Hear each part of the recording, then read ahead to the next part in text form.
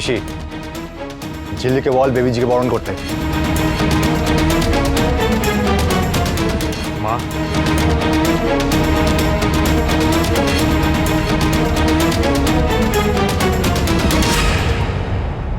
মা, আমি খুব লজ্জিত রানার এই কুকর্মের জন্য।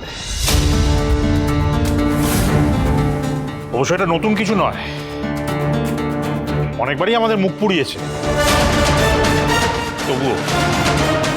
তবুও ওর এই কাজের জন্য আমি তোমার কাছে ক্ষমা চাইছি মা। এবার তুমি সিদ্ধান্ত নাও, তুমি যেটা বলবে সেটাই হবে। এত সিদ্ধান্তের কি আছে বলতো বড়দা?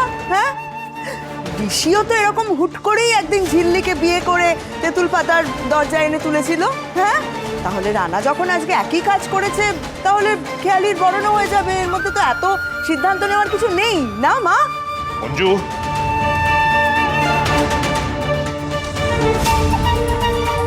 যা বুঝিস না তাই নিয়ে কথা বলিস না। কার সঙ্গে কার তুলনা করছিস? আবার ওই একই ভুল করছিস তো। ঝিল্লিমাকে তুই একমাত্র পছন্দ করিস না, তুই ছাড়াও 2-1 জন পছন্দ করে না আমি জানি, কিন্তু এই বাড়ির বেশিরভাগ লোক ঝিল্লিমাকে ভালোবাসে। ঝিল্লিমাও আমাদের খুব ভালোবাসে, নিজের মতো করে ভালোবাসে। প্রত্যেকের ভালো মন্দের দিকে খেয়াল রাখে ঝিল্লিমা। পারবে এই মেয়ে? পারবে ভাইয়াজির মেয়ে?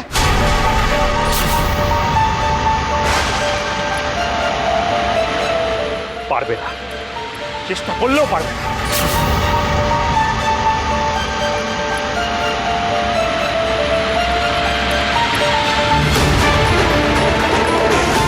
দেখো, আমি কই কি, বাড়িতে বউ যখন আসছে তখন বরণটা।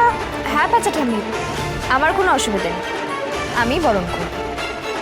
বরণ যখন করবেই তাহলে মহারানীর মতন দাঁড়িয়ে না থেকে যাও, বরণ ডালাটা সাজিয়ে নিয়ে এসো।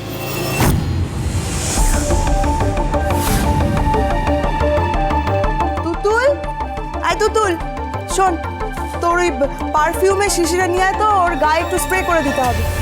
যা, দাঁড়িয়ে আছে। আর রিঙ্কি, রিঙ্কি, তুতুল এসব করতে চাইছে না, কেন ওদের দিয়ে জোর করে এসব করাচ্ছ? আরে ঋষি, কি বলছিস বলতো? বাড়িতে নতুন বউ এসছে, তার সুবিধে অসুবিধাগুলো দেখা তো আমাদের দায়িত্বের মধ্যে পড়ে। বলিস না।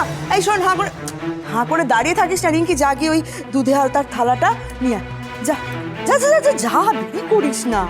আর এই যে তোরা ফুল নিয়ে আয়, ওই যে আলতার থালা নিয়ে আসবে, তার চারপাশে গোল করে ফুল দিয়ে সাজাতে হবে। বড় মামি, ভালো করে ওয়েলকাম করো। এর শিক্ষাতেই তোমরা বড় হবে, সেটা হলে তোমাদের মঙ্গল।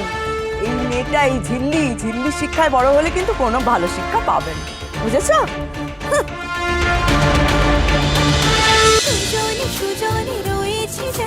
তেঁতুল পাতা সোম থেকে রবি প্রতিদিন সন্ধ্যে 6টায় স্টার জলসায় ও ডিজনি প্লাস হটস্টারে।